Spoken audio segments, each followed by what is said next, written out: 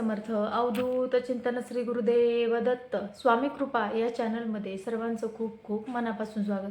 तर आज आपण या व्हिडिओमध्ये बघणार आहोत, घरामध्ये कासवाची मूर्ती का ठेवावी, ही मूर्ती स्थापन केल्याने घरामध्ये काय बदल होतात, त्याचबरोबर ज्यांनी कोणी स्थापन केली नसेल त्यांनी नवीन कधी स्थापन करावी, कोणत्या वारी स्थापन करावी आणि ती कशी करावी, हे आपण या व्हिडिओमध्ये बघणार आहोत. व्हिडिओ शेवटपर्यंत नक्की बघा. श्री स्वामी समर्थ सर्वांना. आता बघा, घरामध्ये कासवाची मूर्ती ठेवण्याची अनेक लोकांची अशी श्रद्धा आहे. त्याचबरोबर वास्तुशास्त्रातील काही समजुती सुद्धा आहेत. म्हणजेच ज्यावेळेस आपण घरामध्ये कासव वगैरे स्थापन करतो तर तो व्यवसायासाठी असेल, करिअरसाठी असेल किंवा आपल्या खूप मोठ्या घरामध्ये सकारात्मक एनर्जी येण्यासाठी सुद्धा कासवाची मूर्ती स्थापन केली जाते. तर धन, समृद्धी आणि आर्थिक स्थैर्य येण्यास सुद्धा मदत होते. घरामध्ये सुख शांती टिकून राहते, नकारात्मक ऊर्जेपासून संरक्षण मिळते, असे अनेक जण सुद्धा मानतात. आता त्याचबरोबर ही मूर्ती स्थापन कधी करावी, कशी करावी, हे आपण या व्हिडिओमध्ये बघूया. आता वास्तुशास्त्र म्हणलं की वास्तुशास्त्रानुसार आपण विचार करत असतो, घरामध्ये कोणत्या वस्तू आपण निगेटिव्ह एनर्जी देणाऱ्या काही वस्तू असतात त्या आपण घरामध्ये ठेवत नाहीत. पण ज्या काही घरामध्ये सकारात्मक वातावरण पसरवणाऱ्या वस्तू आपण घरामध्ये आवर्जून ठेवत असतो आणि तशीच या कासवाच्या मूर्तीची सुद्धा आपल्या घरामध्ये असणं सुद्धा खूप महत्त्वाचं आहे. तर आता बघा, वास्तुशास्त्रानुसार कासव किंवा कासवाची मूर्ती किंवा प्रतिकृती असणे अतिशय शुभ मानले जाते. कारण यामुळे घरात सुख, समृद्धी तसेच सकारात्मक ऊर्जा येते. धार्मिक मान्यतेनुसार कासव हा भगवान विष्णूंचा कूर्म अवतार मानला जातो, ज्यामुळे घरात लक्ष्मीचा वास टिकून राहतो. घरामध्ये कासव असण्याचे मुख्य आणि धार्मिक फायदे तसे बघायला गेले तर खूप आहेत. आता कासव ठेवण्याचे मुख्य कोणते फायदे आहेत, तर सकारात्मक ऊर्जा. कासव घरात ठेवल्याने घरातील नकारात्मक ऊर्जा नष्ट होते आणि सकारात्मकतेचा संचार होतो. त्याचबरोबर आर्थिक समृद्धी व धनप्राप्ती. कासवाचा संबंध संपत्तीचे देवता भगवान कुबेर आणि माता लक्ष्मी यांच्याशी असल्यामुळे घरात पैशांची कमतरता भासत नाही. दीर्घायुष्य आणि आरोग्य. कासव हा दीर्घायुषी प्राणी आहे, त्यामुळे त्यांची प्रतिकृती घरात ठेवल्याने सदस्यांचे आरोग्य चांगले राहते आणि आयुष्यसुद्धा वाढते, असं सुद्धा म्हटलं जातं. त्याचबरोबर मानसिक शांतता आणि स्थैर्य. कासवाच्या संथ आणि शांत स्वभावामुळे घरातील वातावरण आनंदी तर राहतंच, पण कौटुंबिक वादसुद्धा कमी होतात. संरक्षण ढाल. घराच्या मुख्य प्रवेशद्वाराजवळ कासव ठेवल्यास ते वाईट शक्ती आणि नकारात्मक ऊर्जांना घराबाहेर रोखण्याचे सुद्धा काम करते. कासव ठेवताना आपल्याला जे काही नियम पाळायचे आहेत ते आपण बघूया. आता बघा, कासवाची योग्य दिशा कोणती, तर वास्तुशास्त्रानुसार कासव नेहमी उत्तर किंवा ईशान्य दिशेला ठेवावे, कारण ही दिशा कुबेर देवांची मानली जाते. आता तोंडाची दिशा कशी ठेवावी, तर कासवाचे तोंड हे नेहमी घराच्या आतल्या बाजूला असावे, जेणेकरून असं म्हटलं जातं, ज्यावेळेस आपण कासवाचे तोंड घरातल्या आतल्या बाजूने ठेवतो त्यावेळेस घरातून म्हणजे घराबाहेरून घरामध्ये येणारी संपत्ती खूप असते. आणि जेणेकरून आपण कासव जर आपल्या दरवाजाच्या दिशेने ठेवला तर असं म्हटलं जातं, घरातील संपत्ती बाहेर सुद्धा जाऊ शकते. म्हणजे काही कारणास्तव पैसे वेस्ट खर्च होणं किंवा काही एखादी गोष्ट आपण म्हणतो की नाही, जिथं 10 खर्च होणार आहे तिथे 20 खर्च होणं, अशा गोष्टी होतात. त्यामुळे कासव ठेवताना कधीही कासवाचं तोंड घरातल्या आतल्या बाजूला असावं, जेणेकरून आपल्या घरातली संपत्ती बाहेर जाणार नाही. आणि पाण्याचा वापर. कासवाची किंवा कुठलीही कासवाची धातूची मूर्ती असेल किंवा क्रिस्टलची मूर्ती असेल, ती आपण त्या ताटलीमध्ये थोडं पाणी वगैरे ठेवूनच ठेवायची असते, ती रिकामी कधी ठेवायची नसते. आपण ज्या वेळेस पाणी भरून ठेवत असतो किंवा तांदूळ भरून ठेवत असतो त्याचा आपल्या घरावरती प्रभाव अधिक दुप्पट होत असतो. तर आता बघा, घरामध्ये कासवाची स्थापना कशी करायची, ती कधी करायची, हे आपण बघूया. तर आता घरामध्ये कासवाची स्थापना गुरुवार किंवा शुक्रवार या तिन्हीपैकी एका शुभ दिवशी करणे अत्यंत लाभदायक ठरलं जातं. या दिवसांमध्ये भगवान विष्णू आणि माता लक्ष्मीची सकारात्मक ऊर्जा अधिक प्रभावी असते. कासवाची स्थापना करण्याची योग्य वेळ आणि योग्य पद्धत. कासव कधी स्थापित करावा, योग्य वेळ, दिवस गुरुवार आणि शुक्रवार. वेळ सकाळी सूर्योदयानंतर प्रातःकाळी स्नान करून शुभ मुहूर्तावर स्थापना करावी. विशेष काळ किंवा नवीन तुम्ही सकाळी उठल्यानंतर सुशुरभूत व्हायचं आहे गुरुवार किंवा शुक्रवार. सुशुरभूत झाल्याच्या नंतर आता कासवाची मूर्ती जमिनीवर ठेवायची नाही.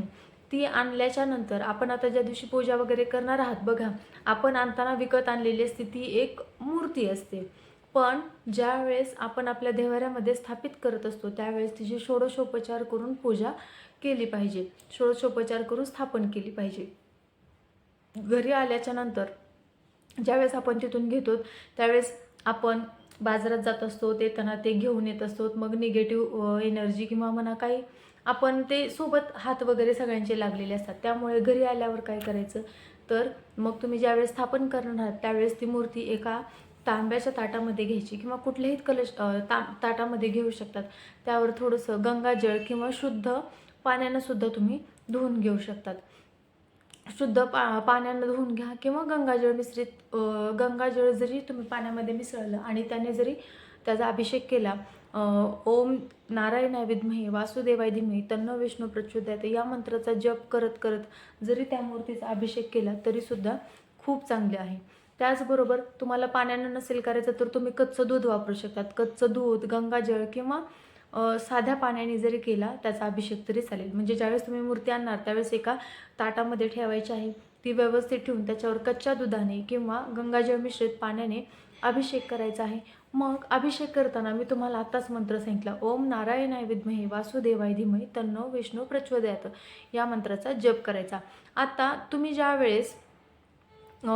ज्यावेळेस हे घेणार आहात म्हणजे मग तुम्ही क्रिस्टल कासव घेणार आहात किंवा मग लाकडाचं कासव घेणार आहात किंवा मग दुसरं कोणतं घेणार आहात, तर ज्यावेळेस तुम्ही क्रिस्टल कासव घेत असतात त्यावेळेस त्याची दिशा ही दक्षिण पश्चिम किंवा उत्तर पश्चिम दिशेलाच ठेवावं लागतं.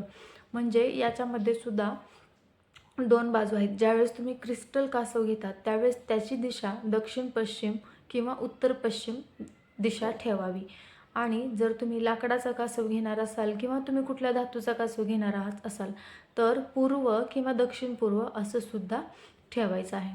म्हणजे क्रिस्टल तुम्ही घेतलं असेल तर दक्षिण पश्चिम आणि उत्तर पश्चिम ठेवायचं आणि जर लाकडाचं असेल तर पूर्व किंवा दक्षिण पूर्व असं ठेवायचं आहे.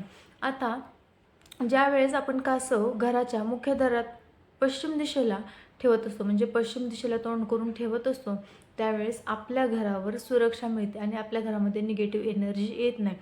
कासव काही जण गुड लकसाठी सुद्धा ठेवतात. वास्तुशास्त्रानुसार बरेच जण कासव हे गुड लकसाठी सुद्धा ठेवतात. आता ज्यावेळेस तुम्ही हे कासव त्या एका छोट्याशा मग तुम्ही आता त्या पात्राची निवड कशी करायची म्हणजे ज्यावेळेस तुम्ही पाण्याच्या बाहेरून अभिषेक करून कासव काढणार आहात त्यावेळेस तुम्हाला एक सुंदर खोलगट भांडं घ्यायचं आहे. मग त्या खोलगट भांड्या मग बाऊल घ्या किंवा छोटीशी तांब्याची प्लेट घ्या. त्याच्यामध्ये तुम्हाला ते सुंदर बाऊल किंवा छोटीशी प्लेट पूर्ण पाण्याने भरायची आहे आणि त्या भांड्यामध्ये पाणी भरल्याच्या नंतर त्याच्यामध्ये पाणी एवढंच भरायचं की कासवाचे फक्त पाय पाण्यात बुडतील, त्याचे तोंड पाण्यात बुडणार नाही याची काळजी घ्यावी. म्हणजे जेणेकरून ज्यावेळेस तुम्ही त्या ताटलीमध्ये किंवा बाऊलमध्ये कासव ठेवणार आहात त्यावेळेस त्या कासवाचं तोंड बुडालं नाही पाहिजे, फक्त त्याचे पाय त्या पाण्यामध्ये राहिले पाहिजे.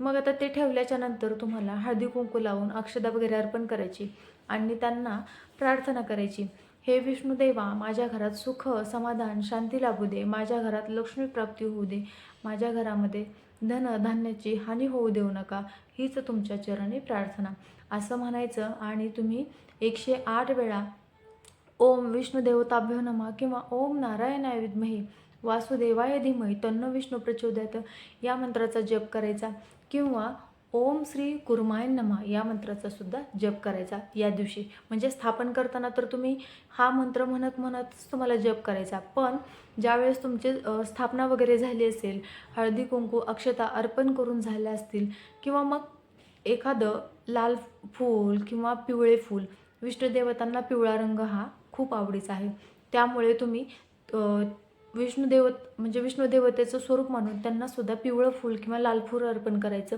आणि मी जे तुम्हाला सांगितलं ती प्रार्थना करायची. त्याचबरोबर आता नैवेद्य काय दाखवायचं तर तुम्ही पिवळे पेढे दाखवू शकतात किंवा केळी दाखवू शकतात किंवा साखरसुद्धा तुम्ही टाकू शकतात, काही प्रॉब्लेम नाही.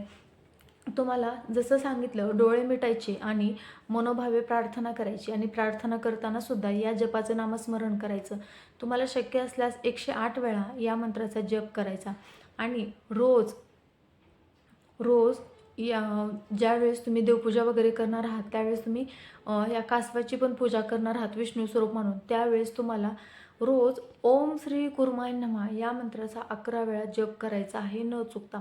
कारण बऱ्याच वेळा आपण आपल्या देवाऱ्यामध्ये बरेचसे देवाणून स्थापन करत असतो, पण आपण फक्त घेतो, अभिषेक वगैरे करतो, पूजा वगैरे करून आहे या ठिकाणी ठेवून देतो, पण त्यांचं नामस्मरण प्रत्येक देवाचं करणं हे सुद्धा तितकंच महत्त्वाचं आहे.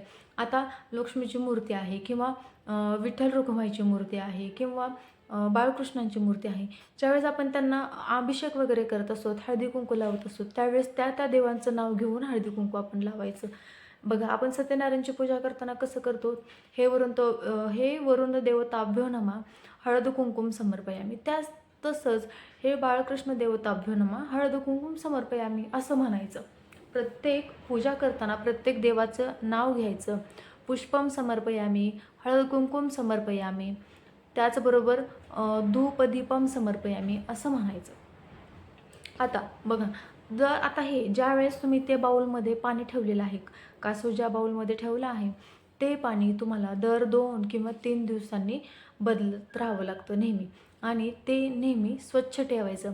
2 दिवसाला तुम्ही नक्की बदला किंवा रोज बदललं तरीसुद्धा खूप चांगलं, किंवा नाही तुमच्याच्याने शक्य असेल तरी 2 किंवा 3 दिवसांनी तुम्ही बदलायला काही प्रॉब्लेम नाही. ज्यावेळेस तुम्ही देवपूजा करणार त्यावेळेस पटकन ते पाणी, आणि ते त्यातलं जे पाणी आहे ते इथे तिथं कुठं टाकायचं नाही, झाडाच्या एखाद्या कुंडीला वगैरे तुम्ही टाकू शकता आणि दुसरं पाणी भरायचं. फक्त एवढीच काळजी घ्यायची की कासवाचं तोंड जे आहे, म्हणजेच त्या विष्णू देवता जे आहेत त्यांचं जे चेहरा आहे ते त्यामध्ये बुडाला नाही पाहिजे, फक्त त्यांचे पाय बुडाले पाहिजे आणि पूर्ण अंगाला पाण्याचा स्पर्श झाला पाहिजे. आणि हे ठेवताना तर व्यवस्थित ठेवायचं, पण काळजीने 2 ते 3 दिवसाला यामधलं पाणीसुद्धा चेंज करायचं.